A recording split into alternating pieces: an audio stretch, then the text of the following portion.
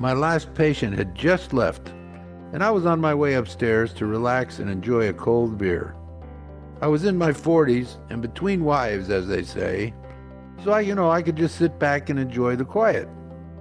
As the cold, frosty beer ran down my throat, the phone rang. My first thought was, it was an emergency patient who was calling because it happened quite frequently, and, that's what popped into my head.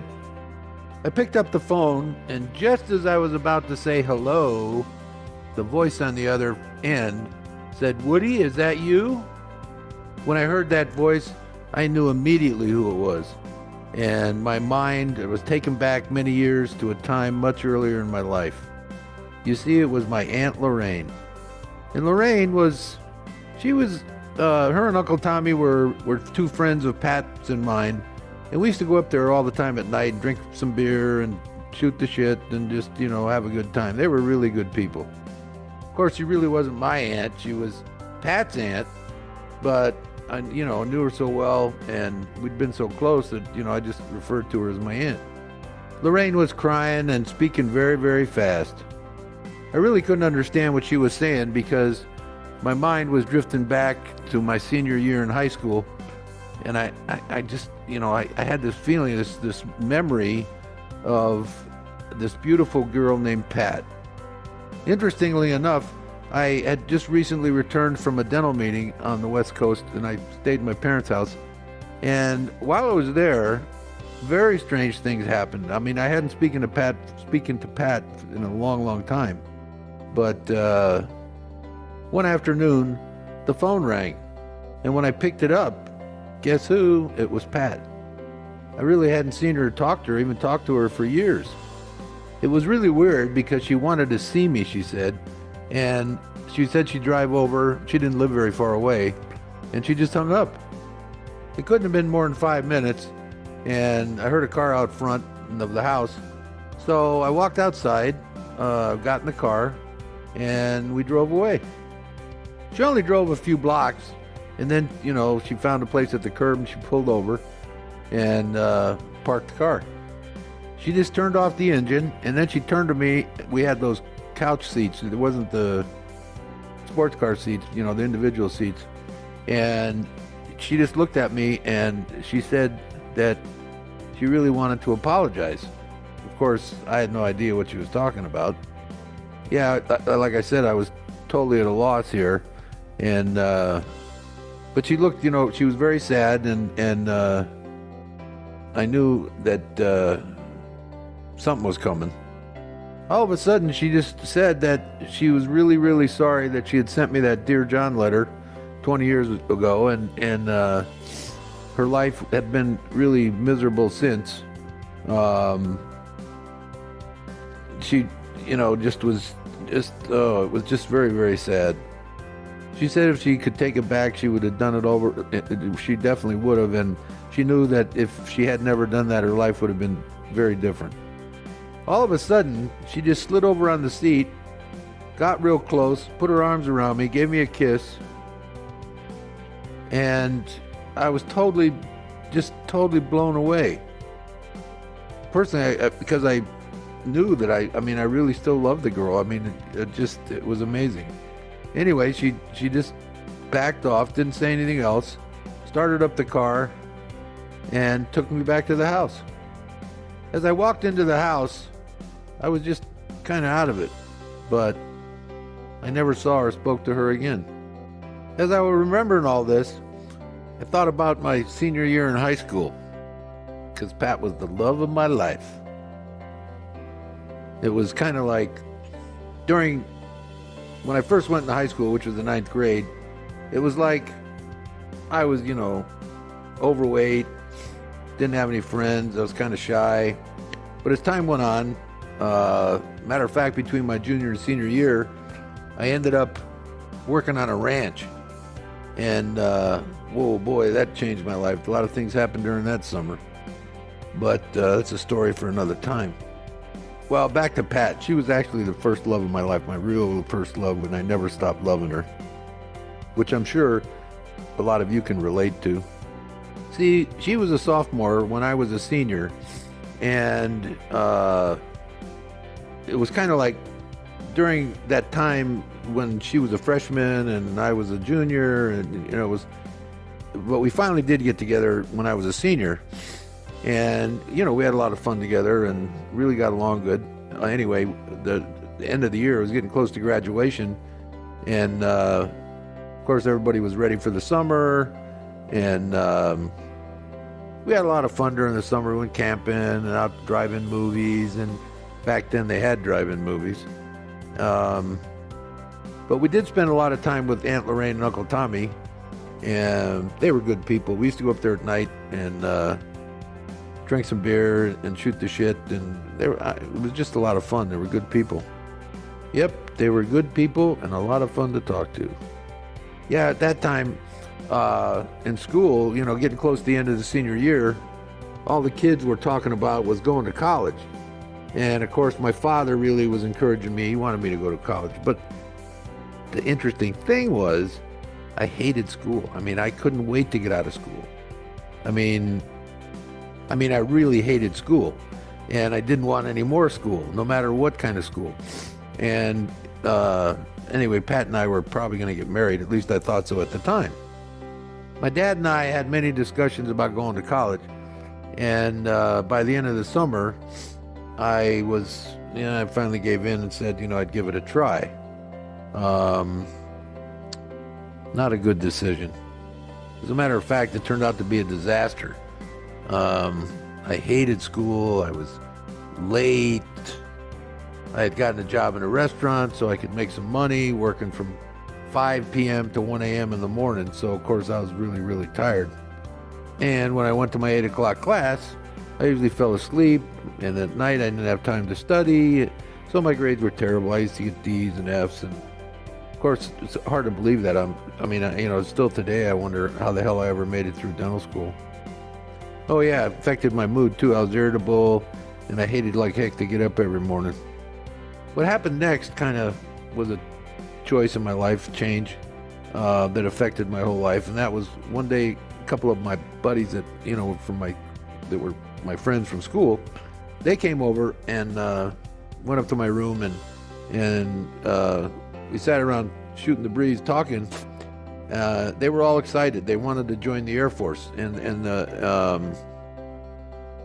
so I was asking them questions because they'd already they'd already gone down and talked to the recruiter, and they wanted me to join them with them.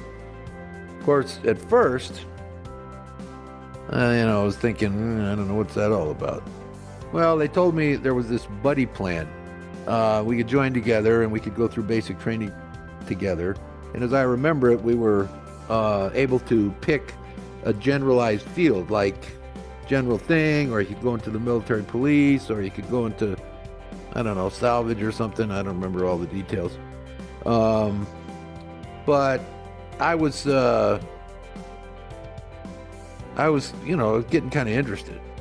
Well, at the time, I was pretty miserable as far, and I had no idea what the hell I was going to do, kind of thing, from the standpoint of jobs and working and careers and all that other stuff.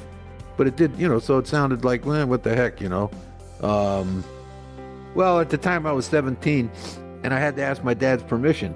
And, of course, I asked him, and he said, no way am I, signing for you to do that, right?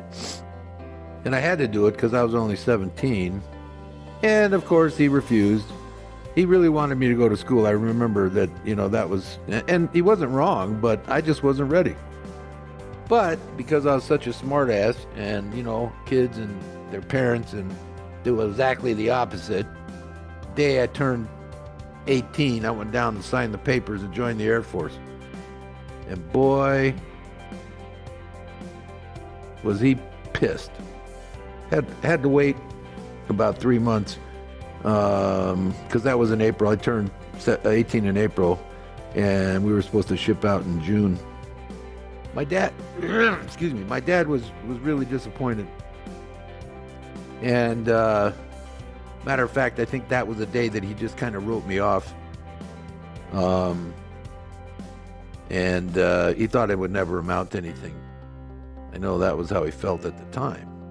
And when we went to the airport in June, all the parents came down, and of course, Pat came, and we promised each other we'd be faithful and all the usual stuff. Yeah, we got on the plane and took off. Basic training was in Lackland Air Force Base in Texas, San Antonio, and it was during the summer. It was hot as hell. There wasn't any air conditioning. We were staying in a barracks with 60 people, 30 on the top floor, 30 on the bottom floor. And these were guys from all over the United States. There was even, and some from other places too. But that was life in basic training. And of course, every day was up at 5 o'clock, make sure your bed was made, your foot locker was all arranged, your clothes were hung up nice. It was a good learning experience, actually. And I think everybody should have to go, when they hit 18, they should have to go for 2 years into some branch of the service. Not necessarily to war, to fight, in Afghanistan or wherever. So, unless they wanted to, but at least they'd give them 2 years and teach them some kind of trade. And I think that'd be really a good idea for everybody. Well, as it turns out, Pat and I wrote letters, and we called each other almost every day. And, that got to be a routine, which was nice because, I really loved the girl. I really did. And I thought she loved me. Maybe she did. I don't know. I guess she was a little bit younger than I was, a couple years younger than I was. So, well, at the end of the 8 weeks, basic training ended. We were ordered to move to another barracks on the other side of the base for a different, more training. Well, the new one was identical to the old one, and the training was different. It was for what's called a medical specialist. But what that really meant was I was going to be trained to be an orderly in the hospital and clean up bedpans and do whatever the nurses told me to do, I guess. That, I wasn't too happy about it, but there wasn't a hell of a lot I could do. And it's funny how life turns out, because karma jumped in there and did something about it. So what happened was that after about 6 weeks, we had 2 weeks to go, and decided to go to the Airmen's Club and have a few beers. Had a few too many beers, so came back to the base and ran through some of the barracks and raised some hell. And that didn't sit too well with the commander, because we got reported, and we got called into his office the next day. The squadron commander, he was all pissed off and all this sort of stuff. I mean, it wasn't, I don't know, in my mind it wasn't that big a deal, but he made a big deal out of it, and he took away our stripe and washed us back 2 weeks in training, meaning that we had to repeat 2 weeks. So that meant we were about 4 weeks from finishing. So when we moved into the next barracks, the barracks chief was a good guy, and he didn't bug us any. There were 4 of us actually that happened to, and as it turns out, at the end of that basic medical training, when the orders came through, they sent us to Alabama. Excuse me. They sent us to Alabama to dental specialist school. You'll see how an important happening, how karma that was a big, big thing that happened. As it turns out, this dental specialist school was training us to be dental assistants, because we learned all the instruments and the chair and how to, patients, and put the bib around their neck and oil the equipment and all that sort of stuff. And at the end of that 8 weeks, at the beginning of it, we were told that the orders, when they came down, there would be some orders to foreign countries, but not everybody. But it said whoever got the highest grades would get first picks.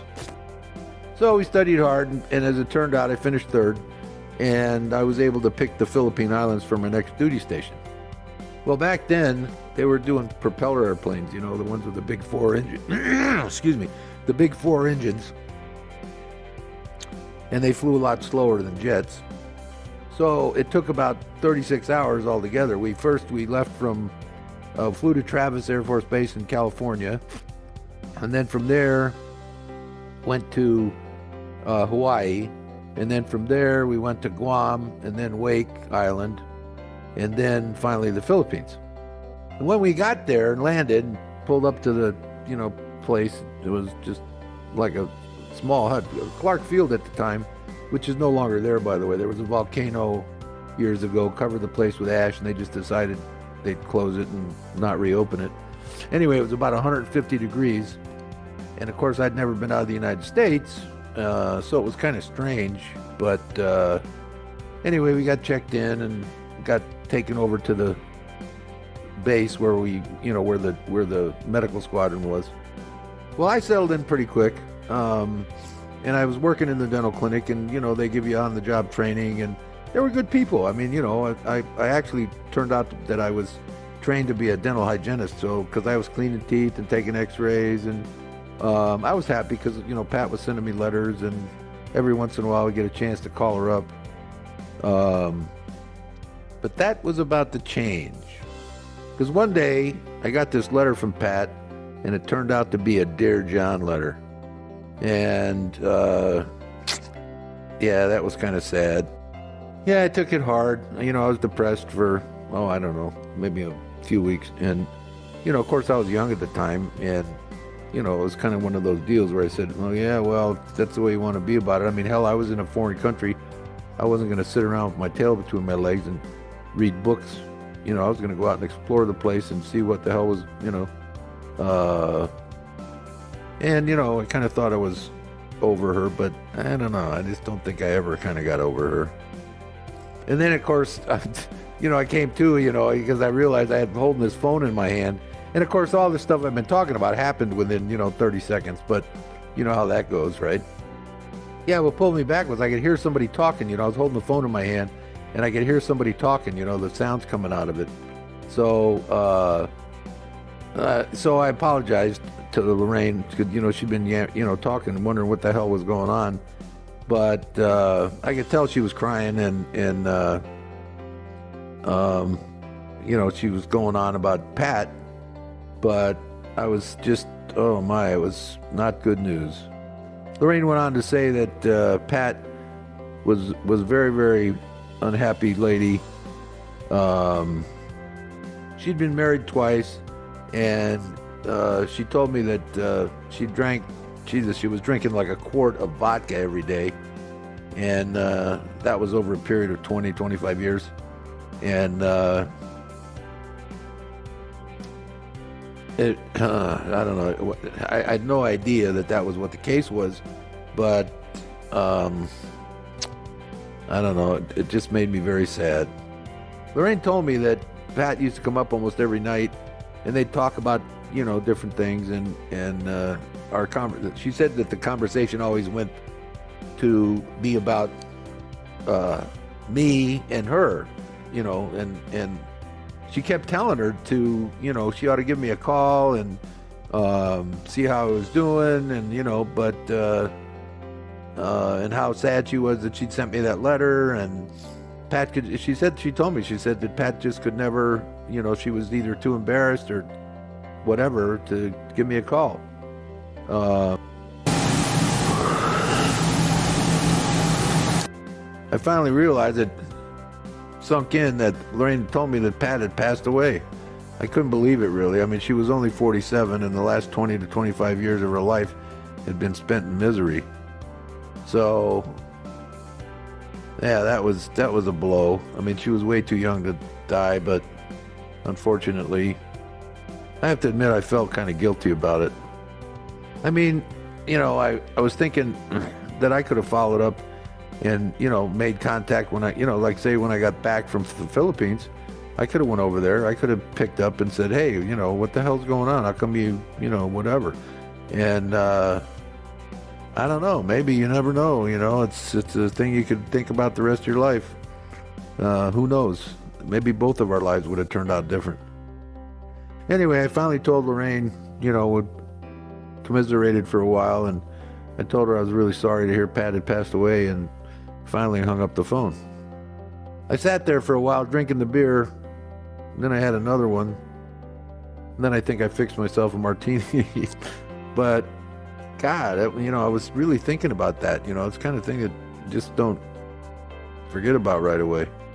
And it kind of made me think that every day, and I read this someplace, we make about 35,000 choices every day, little choices, like what are you going to have for breakfast? Should I open the refrigerator? Should I put the oven on 350 or 375?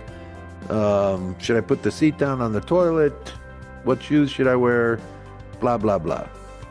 And, it's interesting because these choices, every time you make a choice,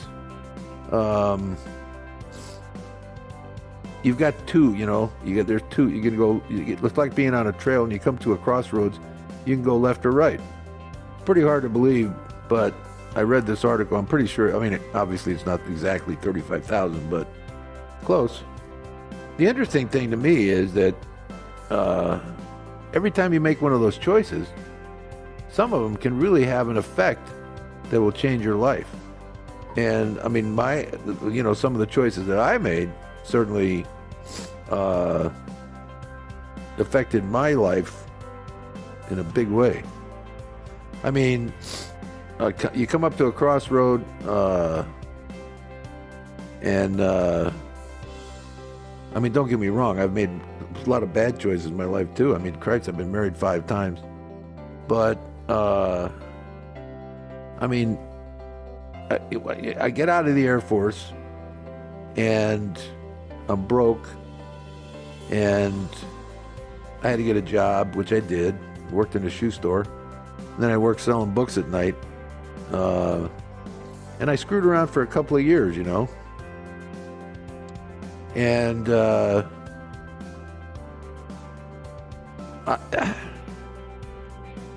but I finally decided that I really needed to do something.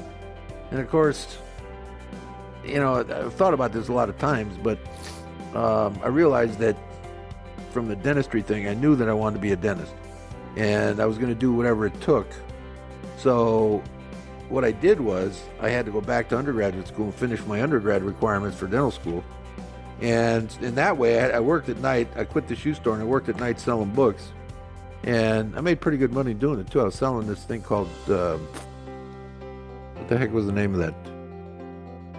The Syntopicon. It was like an encyclopedia, but it wasn't. The Great Books of the Western World. That's what it was. So anyway, on top of that, I know that I've made a lot of wrong choices in my life too. My life could have been so much easier had I made better choices when I was, younger. But that's the folly of youth sometimes, I guess. And of course, not to feel too guilty, that's the process we learn. You make a mistake, you make a bad choice, you screw up something, and you learn from it. Like touching a hot stove or, drinking too much booze on a night you got to go to work, so you got to work all day with a hangover. Yep, you make the wrong choice, but you learn from it. Of course, hopefully, it's not a big mistake and life goes on, because sometimes you make a big mistake, then you're screwed. Because if you for example, you get some girl pregnant, now you got a kid, so you got child support, which means you got to get a job. And according to somebody who I like listening to, he said the 3 things you got to do to make it to the middle class is finish school, get a job, and don't have any kids if you're not married. Anyway, I think that's good advice. And of course, one of the choices I made was I was going to dental school. But the whole story is a story for another time. But the decision to go was knowing that I had this burning desire, because I realized that there's a big difference between being a dentist and being something else like a plumber or an electrician. Not that they're bad to be a tradesman or, something like that, but there's a difference there. And I knew there was going to be a lot of sacrifice and time and money, but I realized that if I was going to get there, I had to do it. And I just knew that I was, willing to do that. So I did. I finished undergraduate school. I applied to 8 schools. I was accepted at 4. I ended up choosing Northwestern. But then the question comes up about money, right? And so I didn't really have any money.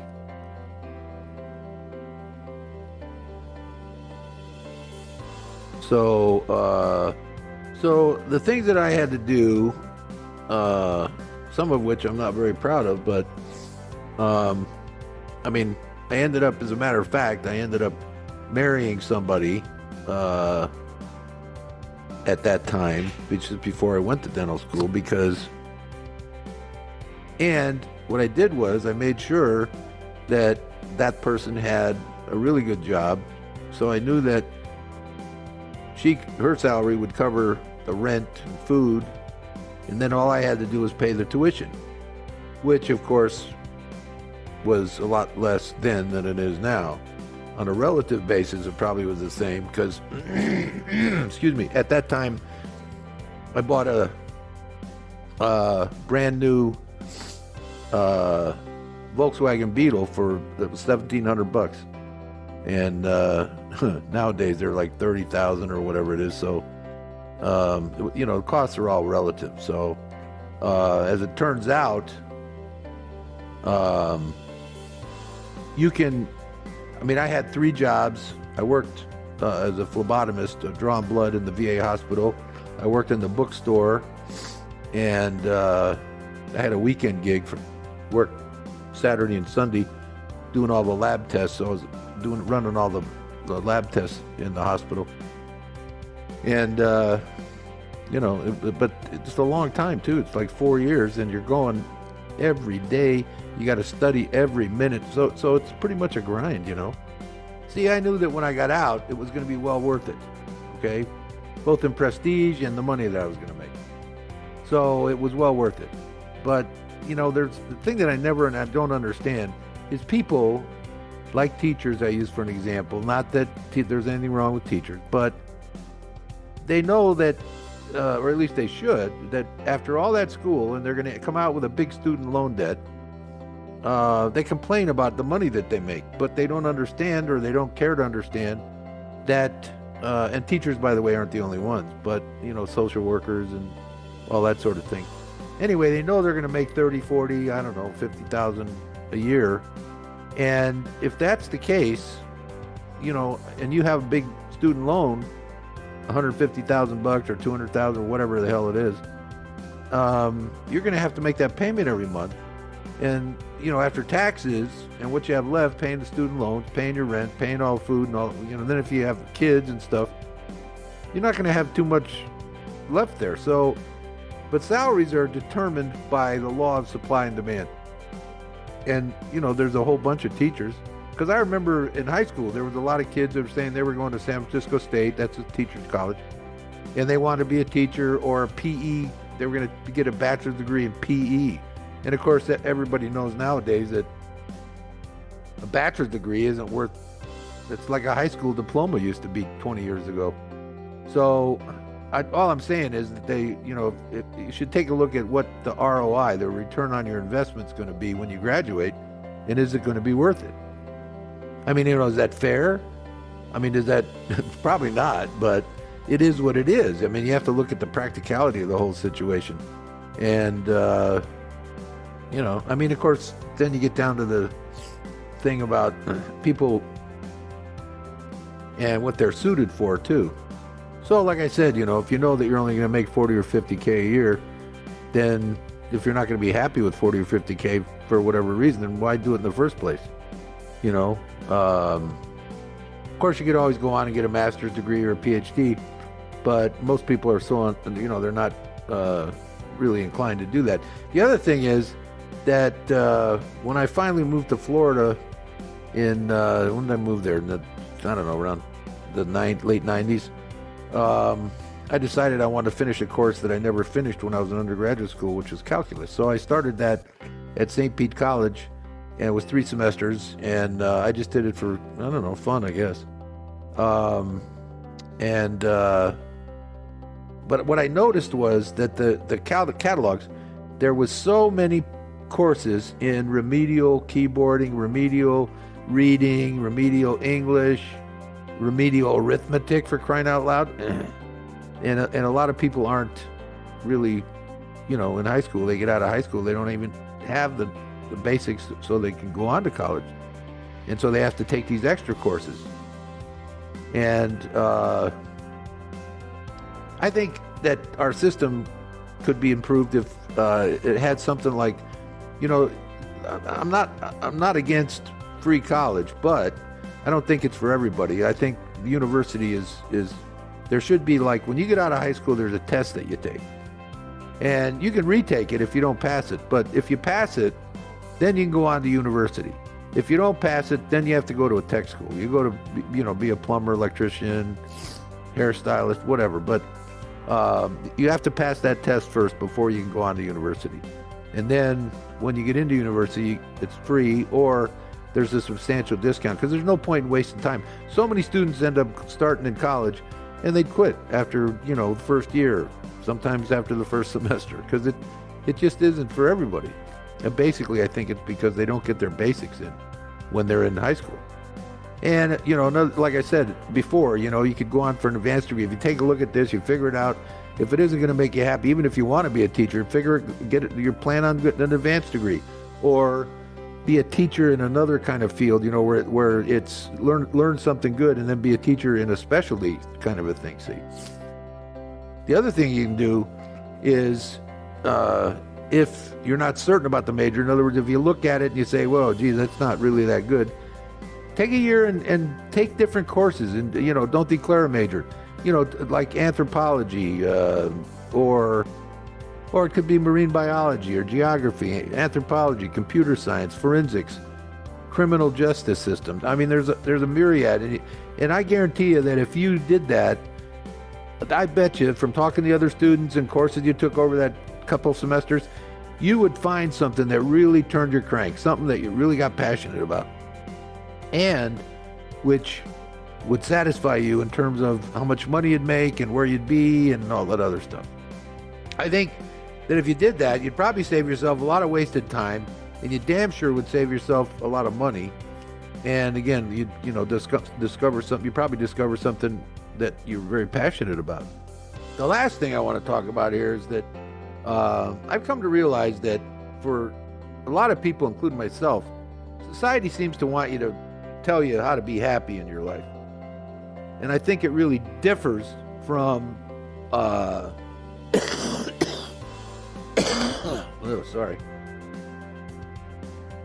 for everybody. Everybody's different. I mean, look at me. Back when I was a kid growing up, everybody that I knew anyway they were married, they had 2 kids, a boy and a girl, dog and a cat, a house with a white picket fence. And the idea was that people looked down on you if you weren't married, didn't have a house with a white picket fence and 2 kids and a cat and a dog. You weren't happy. There was something wrong with you. And I think that's one of the reasons why I've been married and divorced 5 times. There's this framework into which you got to fit.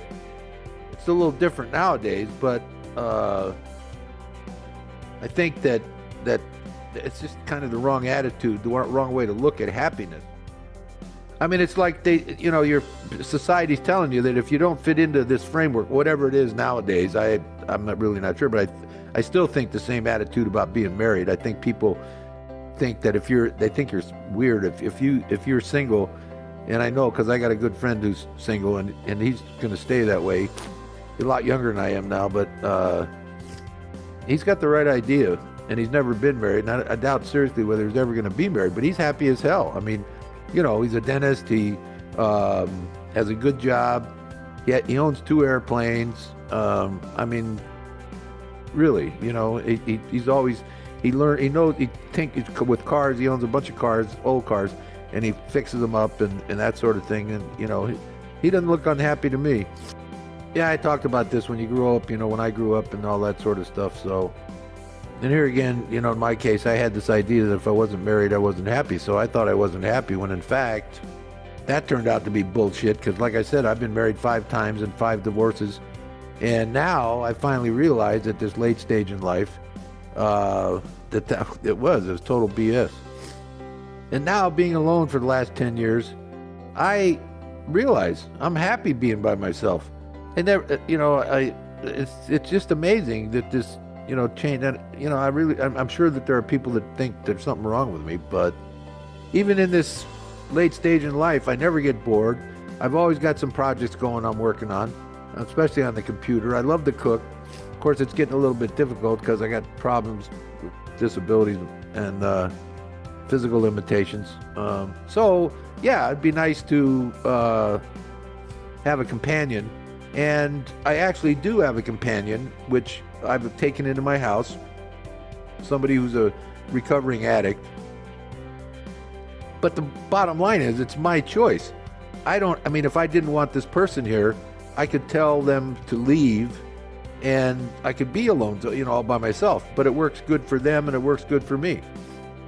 So, the important thing is I have a choice. This is a choice that I make. It's not something like with marriage. You don't have a choice. And if you don't get along with your wife, if you're not suited for marriage, then you're going to be one miserable puppy. And the bottom line is, I think everybody needs to decide for themselves what makes them happy, and not because their friend, their mother, their father tell them that they need to get married and have kids. If that's not really what indicates to you, then just don't do it. You'll save yourself a lot of money too. You see, there's nothing wrong with not wanting to be married. Period.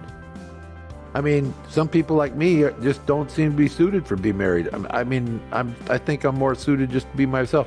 I'm too narcissistic, I guess. I've said, I guess you could take it I'm the know-it-all, but take it for what it's worth and think about it. And the main bottom line here is, you got to do what you think is the best for you. And I'm signing off for now. So I am Sherwood. I learned my lessons too late in life. Tucker.